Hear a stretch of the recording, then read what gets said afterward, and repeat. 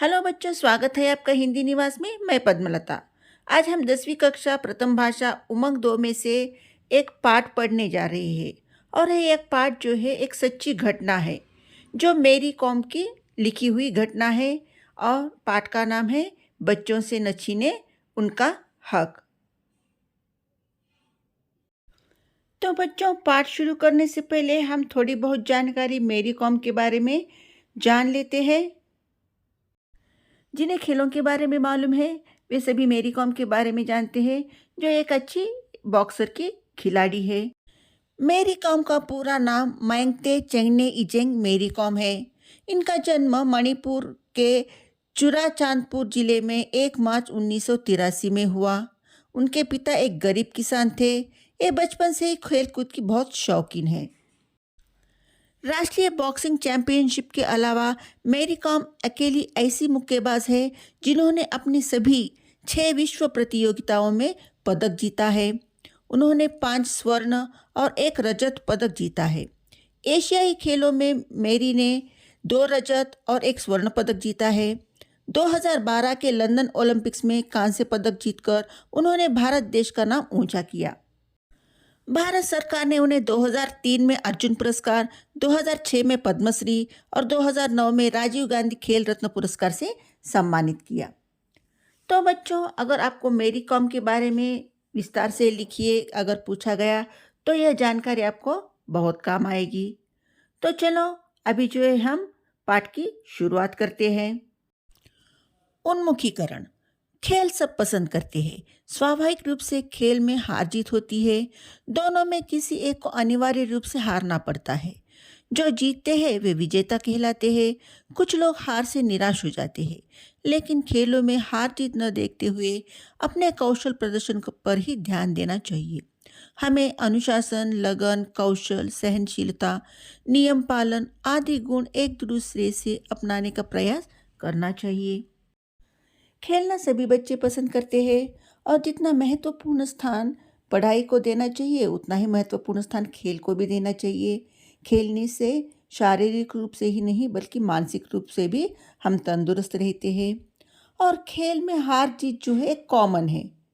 एक टीम जीतती है तो दूसरा टीम हार जाता है, लेकिन हारने वाले को कभी निराश नहीं होना चाहिए, बल्कि जो जीतता है उन्हें देखकर हमें सीखना चाहिए कि हमें क्या कमी थी, हम क्यों हार गए। और खेलने से जो है हम बहुत कुछ सीख सकते हैं, जैसे कि अनुशासन। अनुशासन का मतलब है डिसिप्लिन। उसी तरह कौशल, कौशल का मतलब होता है स्किल्स। सहनशीलता माने पेशेंसी। उसी तरह नियम पालन। नियम का मतलब होता है रूल्स। हम जो भी रूल्स बनाते हैं उस रूल्स को किस तरह हमें उसका पालन करना चाहिए, किस तरह उस रूल्स को फॉलो करना चाहिए। इस तरह की जो बातें हैं हम खेल में एक दूसरे से सीख सकते हैं और हमें एक दूसरे से सीखनी भी चाहिए ऐसी बातों को। तो चलो बच्चों, अभी उद्देश्य और विधा विशेष देख लेते हैं। उद्देश्य: समाचार पत्रों में जो लेख लिखे जाते हैं उनकी भाषा शैली से छात्रों को परिचित कराना, ताकि वह समाचार पत्रों के लेख पढ़कर अर्थ ग्रहण कर सके और स्वलेख लिखने के लिए प्रेरित हो। साथ ही साथ खेल के महत्व को भी समझ सके। यही इस पाठ का उद्देश्य है। समाचार पत्र यानी न्यूज़पेपर। तो न्यूज़पेपर में जो भी लिखा जाता है आर्टिकल, लेख माने आर्टिकल, तो उस आर्टिकल को किस तरह लिखा गया है, वे ऑफ राइटिंग जो है उस आर्टिकल का लिखा हुआ, वह अच्छी तरह से बच्चों को समझाना ही इस पाठ का मुख्य उद्देश्य है, ताकि वह समझकर बच्चे जो है खुद भी लिखने की कोशिश करें। और साथ ही खेल के महत्व को भी समझाना इस पाठ का मुख्य उद्देश्य है। तो चलो विधा विशेष पढ़ लेते हैं। विधा विशेष: पत्र पत्रिकाओं में संपादक द्वारा लिखे गए लेख संपादकीय कहलाते हैं। यह लेख अत्यंत सारगर्भित होते हैं। इनमें पत्र पत्रिका के मुख्य अंश या समकालीन संदर्भ पर लेख होते हैं। संपादक माने एडिटर, और संपादकीय का मतलब होता है एडिटोरियल। तो न्यूज़पेपर में एडिटर द्वारा लिखे गए जो भी एडिटोरियल होते हैं वह बहुत ही सारगर्भित होते हैं। सारगर्भित का मतलब होता है मीनिंगफुल। और इस पत्रिका के मुख्य अंश मतलब उस पेपर के जो भी मेन पॉइंट्स हैं वह उस पेपर में लिखा हुआ होता है। विषय प्रवेश। हमारे बच्चों के लिए शहर में खेलने कूदने के लिए जगह है ही कहाँ। जो भी खुली जगह थी वहाँ लोगों ने या तो मॉल्स बना लिए या उसे पार्किंग एरिया घोषित कर दिया या फिर बिल्डर मुनाफा कमाने के लिए इमारतें बनाने के लिए टूट पड़े। मेरी कॉम के सामने कई बच्चों की माताओं ने अपनी समस्या रखी। आइए इस संदर्भ में मेरी कॉम के विचार जानें। बड़े बड़े शहरों में जो है बच्चों को खेलने के लिए खुला मैदान ही नज़र नहीं आता। जहाँ भी खुला मैदान होता है कुछ लोगों ने जो है पैसे कमाने के चक्कर में उस मैदान में जो है या तो मॉल्स बनवा दिए या बड़ी बड़ी बिल्डिंगें बनवा दी या उस जगह को पार्किंग एरिया करके घोषित कर दिया गया। तो मेरी कॉम जब ओलंपिक में जीतने के बाद बहुत सारे शहरों में उनका सम्मान का आयोजन किया गया। जब वे उन शहरों में आई तो वहाँ के कुछ माताओं ने जो है अपनी समस्या मेरी कॉम के सामने रख दी। तो इस संदर्भ में मेरी कॉम के क्या विचार थे यह हमें आज इस पाठ में पढ़ना है। तो चलो बच्चों पाठ की शुरुआत करते हैं। जब से मैं ओलंपिक पदक जीत कर लौटी हूँ तब से सारा देश मुझे हाथों हाथ ले रहा है। हाथों हाथ लेना एक मुहावरा है जिसका मतलब होता है सम्मान देना।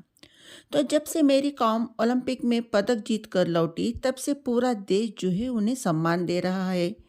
एक के बाद एक स्वागत समारोह हो रहे हैं जो मुझे अपने देश और देशवासियों के प्रेम और स्नेह से रूबरू करा रहे हैं। समारोह समारोह का मतलब होता है सेलिब्रेशंस।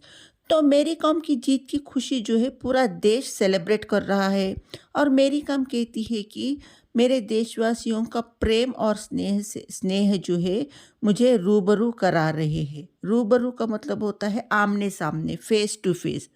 तो मैं फेस टू फेस उनका प्रेम जो है देख रही हूँ। मैं सबका सच्चे दिल से शुक्रिया अदा करती हूँ। मेरे साथ कुछ अन्य एथलीटों ने भी ओलंपिक में पदक जीते। इसके अलावा ओलंपिक में गए सभी भारतीयों ने अपना सर्वोत्तम प्रदर्शन करने की कोशिश की, भले ही उन्हें सफलता मिली हो या न हो। पूरे देश में इसको लेकर खुशी है कि लंदन ओलंपिक में भारत ने अब तक का अपना सर्वश्रेष्ठ प्रदर्शन किया। ओलंपिक में मेडल्स जीतने पर भी मेरी कॉम को बिल्कुल भी घमंड नहीं है। वे कहती है कि मेरे साथ अन्य एथलीटों ने भी पार्टिसिपेट किया उस ओलंपिक में और उन्होंने भी अच्छा प्रदर्शन किया। मतलब उन लोगों ने भी अच्छी तरह से खेला। चाहे उन्हें जीत मिली हो या न मिली हो ये अलग बात है। और मेरी कॉम कहती है कि लंदन ओलंपिक में भारत ने अब तक का अपना सर्वश्रेष्ठ प्रदर्शन किया है। ओलंपिक पदक जीतने के बाद आयोजित किए जा रहे स्वागत समारोह के कारण मैं देश के महानगरों जैसे दिल्ली, मुंबई, बेंगलुरु, कलकत्ता आदि में घूम रही हूँ। इन महानगरों में पहुंचकर दिल बैठ जाता है क्योंकि मैं भारत से जिस क्षेत्र से आई हूँ वहाँ तो खुली जगहों की कोई कमी नहीं है और प्रकृति के साथ नाता जोड़ने के अवसरों का भी कोई अभाव नहीं है। ओलंपिक पदक जीतकर जब मेरी कॉम भारत आई तो बड़े बड़े शहरों में जैसे कि कलकत्ता, मुंबई, दिल्ली, बेंगलोर ऐसे शहरों में उन्हें बुला रहे थे उनका सम्मान करने के लिए। और मेरी कॉम कहती है कि मैं इन महानगरों को जब देखती हूँ तो मेरा दिल बैठ जाता है। दिल बैठ जाना एक मुहावरा है जिसका मतलब होता है दुख होना। तो मेरी कॉम को इन शहरों को देखकर बहुत दुख होता है क्योंकि मेरी कॉम जिस क्षेत्र से आई है, क्षेत्र का मतलब एरिया, तो कहाँ से आई थी? मणिपुर के चुराचांदपुर एरिया से थी मेरी कॉम। तो वहाँ जो है बहुत ही खुली जगह थी और नेचर जो है बहुत ही अच्छा था वहाँ पे। तो उस तरह की प्रकृति को देखने के बाद, उस तरह के नेचर को देखने के बाद जो इस बड़े बड़े शहरों में जो बिल्डिंगें हैं वो बिल्कुल भी खुली जगह नहीं है। ऐसी जगह देखकर मेरी कॉम को बहुत ही दुख होता है। लेकिन इन महानगरों में मैंने देखी ऊंची ऊंची इमारतें, तंग गलियां, प्रदूषित जलवायु और बड़ी ही मुश्किलों से दिखाई देने वाले खुले मैदान और स्थान। इन महानगरों में मुझे ज़्यादातर मिला लगभग दम घोट देने वाला माहौल, जहां हम जैसे खुले खुले स्थानों से आने वालों के लिए सांस तक लेना मुश्किल हो जाता है। मेरी कॉम जिस एरिया से आई थी तो वहाँ का नेचर जो था बहुत ही हरा भरा था, खुली जगह थी। तो जब उन्होंने कलकत्ता, दिल्ली, मुंबई जैसे शहरों में देखा, तो वहाँ उन्हें बिल्कुल भी खुली जगह नज़र नहीं आई थी। तो जहाँ देखो वहाँ चारों ओर बिल्डिंगें, बड़ी-बड़ी इमारतें नज़र आ रही थी। मुश्किल से खुली जगह उन्हें दिखाई दे रही थी और ऐसे जगह पर उन्हें जो है साँस लेना भी मुश्किल हो जाता था, दम घुटता था। क्योंकि इन शहरों में जो है वायु और जल दोनों भी प्रदूषित थे। ऐसे माहौल को देखकर मेरी कॉम बहुत दुखी हो जाती है। चलो बच्चों, अगला पैराग्राफ पढ़ लेते हैं। यह निराशाजनक है कि महानगरों में बच्चों के खेलने की जगह निरंतर सिकुड़ती जा रही है। सिकुड़ना मतलब कम हो जाना। तो मेरी कॉम का कहना है कि यह बहुत ही निराशाजनक बात है कि बड़े बड़े शहरों में बच्चों को खेलने की जगह जो है कम होती जा रही है। हर खुली जगह पर धीरे धीरे बड़ी बड़ी इमारतें खड़ी की जा रही है। इस सिलसिले को रोकने की आवश्यकता है। औद्योगिक अथवा शहरी विकास की गतिविधियों के लिए खेल के स्थानों से समझौता करना ठीक नहीं है। औद्योगिकरण औद्योगिकरण का मतलब होता है इंडस्ट्रियलाइजेशन। तो मेरी कॉम का कहना है कि शहर का विकास करने के लिए, मतलब सिटी डेवलप करने के लिए या इंडस्ट्रियलाइजेशन के लिए, खेल के लिए जो मैदान है उस मैदान से समझौता करना ठीक नहीं है। दो बच्चों की माँ होने के नाते उस माहौल में मैं सोचती रही कि इन महानगरों के बच्चों को खेलने कूदने का मौका कहाँ मिलता होगा और कैसे जोड़ पाते होंगे वे प्रकृति से अपना नाता, जो हर बच्चे के संपूर्ण विकास के लिए अनिवार्य है। जब लंदन ओलंपिक ने मेरी कॉम ने हिस्सा लिया था तब उनके दो बच्चे थे और दो बच्चों की माँ होने के नाते मेरी कॉम जो है शहर के उस माहौल के बारे में सोचती है और कहती है कि इन महानगरों के जो बच्चे हैं वे खेलने कूदने के लिए जाएंगे कहाँ, यहाँ तो कोई खुला मैदान ही नहीं है। और वे प्रकृति से अपना नाता कैसे जोड़ेंगे, जो कि बच्चों के संपूर्ण विकास के लिए प्रकृति से नाता जोड़ना बहुत ही अनिवार्य है। अनिवार्य का मतलब कंपलसरी। बचपन का तो नाम ही होता है उछल कूद, धमा चौकड़ी मचाना, ताकि बच्चों में जो ढेर ऊर्जा होती है उसका सही इस्तेमाल करके उनका सही सही शारीरिक विकास हो पाए। अगर बच्चों को खुले में खेलने का अवसर न मिले तो वे या तो टीवी से चिपके रहते हैं या फिर वीडियो गेम में उलझे रहते हैं। बचपन का मतलब ही होता है दंगा मस्ती करना, शोर मचाना, खेलना कूदना। धमा चौकड़ी का मतलब बहुत शोर मचाना, जो एक मुहावरा है। तो बच्चों में जो बहुत सारी एनर्जी होती है, अगर उसका सही इस्तेमाल करके उनका अ, अगर बच्चे खेलेंगे तो उनका शारीरिक विकास हो जाएगा कहकर मेरी कॉम का मानना है। अगर बच्चों को खुले मैदान में खेलने का अवसर नहीं मिलेगा, या तो बच्चे हमेशा टीवी के सामने बैठे रहेंगे या वीडियो गेम खेलते रहेंगे। और आजकल के बच्चों में मोटापा तेजी से बढ़ता जा रहा है और वे तरह तरह की अन्य बीमारियों से घिरे जा रहे हैं।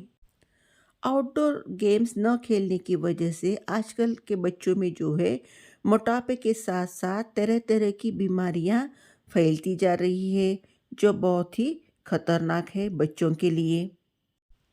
इसके अलावा खुले में खेलने से बच्चों को मिलता है प्रकृति से जुड़ने का मौका। वही प्रकृति जो मानव जाति की सबसे अच्छी शिक्षक रही है। जरा सोचिए, अगर न्यूटन के घर के पास ही सेब का पेड़ न होता तो हमें गुरुत्वाकर्षण का नियम कहाँ से मिलता। मेरी काम का कहना है अगर बच्चे खुले मैदान में खेलेंगे तो शारीरिक रूप से तंदुरुस्त तो होंगे ही, लेकिन बच्चों को जो है प्रकृति से जुड़े रहने का मौका मिलता है। प्रकृति माने नेचर, और नेचर ही मानव जाति की सबसे अच्छी शिक्षक है। मेरी कॉम कहती है कि अगर उस दिन न्यूटन के घर के पास वह सेब का पेड़ नहीं होता तो न्यूटन लॉ, जो गुरुत्वाकर्षण शक्ति की खोज की थी न्यूटन ने, वह खोज नहीं होती। अब अगर आज के शहरों को देखें तो मालूम होगा कि बच्चे यह जानते ही नहीं कि सेब के बाग कैसे होते हैं, आम के पेड़ कैसे होते हैं या फिर अनार कहाँ से मिलता है। यह अच्छी बात है कि हम खेलों में एक शक्ति बनने की कोशिश कर रहे हैं, लेकिन यह तभी होगा जब हम बच्चों को खेलने की मूलभूत सुविधाएं देंगे। इन सुविधाओं में पहली ज़रूरत तो खेलने की जगह की है। अगर उन्हें खेलने की जगह नहीं मिलेगी तो वे किस तरह खेलों की दुनिया की ओर आकर्षित होंगे और भारत के लिए अंतर्राष्ट्रीय स्तर पर पुरस्कार सम्मान हासिल कर सकेंगे। मेरी कॉम का कहना है कि आजकल के बच्चों को जो है सेब के बाग कैसे होते हैं या आम के पेड़ कैसे होते हैं या फिर अनार कहाँ से मिलता है, इसके बारे में बिल्कुल भी जानकारी नहीं है, क्योंकि उन्हें प्रकृति से जो है उनका नाता ही नहीं है, नेचर के बारे में उन्हें मालूम ही नहीं है। और वे कहते हैं कि हम खेलों में एक शक्ति बनाने की कोशिश करते हैं, ये तो अच्छी बात है, लेकिन ये तभी होगा जब बच्चे जो है बच्चों को खेलने की हम मूलभूत सुविधाएं उन्हें उपलब्ध कराएंगे। मूलभूत सुविधा का मतलब होता है बेसिक फैसिलिटीज़। अगर हमें बेसिक फैसिलिटी बच्चों को नहीं देंगे तो वो खेलेंगे कैसे, खेल की ओर आकर्षित कैसे होंगे, और जब वे खेल की ओर आकर्षित नहीं होंगे तो भारत के लिए अंतर्राष्ट्रीय स्तर पर पुरस्कार कैसे प्राप्त करेंगे। और इन मूलभूत सुविधाओं में जो पहली ज़रूरत होती है वह है खेलने की जगह। चलो बच्चों, नेक्स्ट पैराग्राफ पढ़ लेते हैं। इन महानगरों में मेरी भेंट कई महिलाओं से हुई। इनसे जब मैंने पूछा कि उनके बच्चे खेलने कूदने कहाँ जाते हैं, तो उन्होंने मुझसे कहा कि यही तो हमारी सबसे बड़ी समस्या है। हमारे बच्चों के लिए शहर में खेलने कूदने के लिए जगह है ही कहाँ। जो भी खुली जगह थी वहाँ लोगों ने या तो मॉल्स बना लिए या फिर उसे पार्किंग एरिया घोषित कर दिया, या फिर बिल्डर मुनाफा कमाने के लिए इमारतें बनाने के लिए टूट पड़े। बच्चों के खेलने की जगहों को इस तरह एक के बाद एक समाप्त करना निराशाजनक है। कलकत्ता, मुंबई जैसे महानगरों में जब मेरी कॉम की मुलाकात वहाँ के महिलाओं से हुई तो मेरी कॉम ने पूछा कि आपके बच्चे खेलने के लिए जाते कहाँ हैं। तो उन महिलाओं ने बताया कि यही तो हमारी सबसे बड़ी समस्या है। हमारे बच्चों के लिए शहर में खेलने कूदने के लिए जगह ही नहीं है, और थोड़ी भी जो जगह है वहाँ लोगों ने या तो मुनाफा कमाने के लिए बिल्डिंगें बनवा दी, या उस जगह को पार्किंग एरिया करके घोषित किया, या तो फिर मॉल बना दिया। तो बच्चे जाएंगे कहाँ खेलने के लिए? यही समस्या उन महिलाओं ने मेरी कॉम से कह दी। तो बच्चों की खेलने की जगह को इस तरह मुनाफा कमाने के लिए बिल्डिंगें बनवाना या पार्किंग एरिया घोषित करना, यह बहुत ही निराशाजनक बात है, कहकर वह कहती है। शहरों में खेल के लिए स्थान समाप्त हो जाने के कारण बच्चों को खेलने के लिए अक्सर सड़क पर निकलना पड़ता है, जो खतरनाक होता है, क्योंकि ट्रैफिक में या तो हादसे होने का डर होता है या फिर गंदगी के कारण बीमारियां लगने का खौफ उत्पन्न हो जाता है। आखिर बच्चे खेलेंगे नहीं तो विकसित कैसे होंगे? खेलने की जरूरत का यह अर्थ नहीं कि बच्चे पढ़ाई लिखाई में अच्छा नहीं कर सकते। खेलने के स्थान जिस तरह से सीमित होते जा रहे हैं वह हम सबके लिए चिंता का विषय बनना चाहिए। इसके लिए किसी एक के प्रयास करने से कुछ नहीं होगा, बल्कि हम सभी को आगे आना होगा। मेरी कॉम कहती है कि अगर बच्चे खेलेंगे नहीं तो उनका विकास कैसा होगा? अगर बच्चे शारीरिक रूप से तंदुरुस्त रहेंगे तो ही मानसिक रूप से भी वे तंदुरुस्त होंगे। अगर उन्हें खेलने के लिए जगह नहीं मिलेंगी तो बच्चे जो है खेलने के लिए सड़क पर निकल जाएंगे, जो बहुत ही खतरनाक। सड़क पर खेलने से एक्सीडेंट हो सकता है ट्रैफिक के कारण, या तो गंदगी के कारण बीमारियां फैलने का डर होता है। खौफ का मतलब होता है डर। खेलने की ज़रूरत का यह अर्थ नहीं कि बच्चा पढ़ाई लिखाई में अच्छा नहीं कर सकता। मतलब कुछ लोगों की सोच ये होती है कि बच्चा खेलता रहेगा तो पढ़ाई अच्छी तरह नहीं करेगा, अगर पढ़ेगा नहीं तो उसका फ्यूचर कैसे बनेगा। ये गलत बात है। और खेलने के स्थान जो कम होते जा रहे हैं यह बहुत ही चिंताजनक है, और एक की कोशिश की वजह से ये मामला हल नहीं होगा। इसके लिए हर एक को कोशिश करनी चाहिए। इसलिए हर एक शहरवासी को ये कोशिश ज़रूर करनी चाहिए कि उनके इलाके में जो है खेलने का मैदान ज़रूर हो। चलो बच्चों, लास्ट पैराग्राफ पढ़ लेते हैं। इन्हीं चर्चाओं से मुझे ख्याल आया कि हम भारत की सभी माताओं को मिलकर अपने बच्चों के लिए खेल के मैदान की मांग के लिए अपनी आवाज़ बुलंद करनी चाहिए। देश की हर राज्य सरकार से, नगर की नगर पालिका से मांग करनी चाहिए कि वह हर मोहल्ले के आसपास बच्चों के लिए खेल के मैदान का होना सुनिश्चित करे। मेरी कॉम कहती है कि जब मैंने इन महिलाओं से चर्चा की तो मेरे मन में एक ख्याल आया कि हम भारत की सभी माताओं को मिलकर अपने बच्चों के लिए खेल के मैदान की मांग करने के लिए जो है अपनी आवाज़ बुलंद करनी चाहिए। आवाज़ बुलंद करना एक मुहावरा है जिसका मतलब होता है अपनी बात जोर देकर कहना। देश के हर एक स्टेट गवर्नमेंट से, हर एक शहर की म्यूनसिपालिटी से यह मांग करनी चाहिए कि वह हर मोहल्ले के आसपास बच्चों के लिए खेल के मैदान की जगह बना दे। और P&G जैसी कुछ कंपनियां जो है माताओं की इस अभियान में अपना कंट्रीब्यूशन दे रहे हैं ताकि माताओं की खेल के मैदानों की मांग की आवाज़ सही कानों तक पहुंच सके। हमारे बच्चों को मिले खेलने के लिए एक अच्छा प्लेग्राउंड। सभी इससे परिचित है कि पढ़ाई के साथ साथ बच्चों को खेल की सुविधाएं देने कितनी ज़रूरी है, जिसे हम अनदेखा कर देते हैं। यह स्थिति बदलनी चाहिए। मैं देश की सभी माताओं से अपील करती हूँ कि वे आगे आए और इस अभियान के साथ जुड़े ताकि उनके बच्चे अपने बचपन का सही आनंद लेकर उनसे कहें, थैंक यू मॉम, हमें हमारा हक दिलाने के लिए। बच्चों को अच्छी पढ़ाई के साथ साथ खेल की मूलभूत सुविधाएं देना भी उतना ही ज़रूरी है, जो आजकल अनदेखा किया जा रहा है। और इस स्थिति को बदलनी चाहिए कहकर मेरी कॉम का मानना है। और वह देश की सभी माताओं से अपील करती है कि हर एक माएँ जो है आगे आए और इस अभियान के साथ जुड़े रहे। कौन सा अभियान? बच्चों को खेल के मैदानों की जो मांग की जा रही है उस अभियान में जुड़े रहे ताकि बच्चे जो है अपना बचपन का सही आनंद ले सके। उन्हें जो है अपना हक मिल सके, खेलने का जो बच्चों का हक है वह हक उन्हें मिल सके और वे बच्चे कहे कि थैंक यू मैम, आपने हमें हमारा हक दिला दिया। और मेरी काम का यह आर्टिकल जो है 29 अगस्त 2012 के दैनिक जागरण पेपर में छपा था। मेरी कॉम जो 5 बार की विश्व चैंपियन और ओलंपिक पद विजेता की मुक्केबाज है। तो बच्चों, यह था हमारा छोटा सा पाठ, बच्चों से न छीने उनका हक। जो बच्चों का खेलने का हक है बचपन का, उसे किसी को नहीं छीनना चाहिए। अगर यह पाठ आपको समझ आया है तो ज़रूर लाइक कीजिए, शेयर कीजिए, सब्सक्राइब कीजिए और अपने दोस्तों से भी सब्सक्राइब करवाइए। नए पाठ के साथ फिर मिलते हैं, तब तक के लिए धन्यवाद।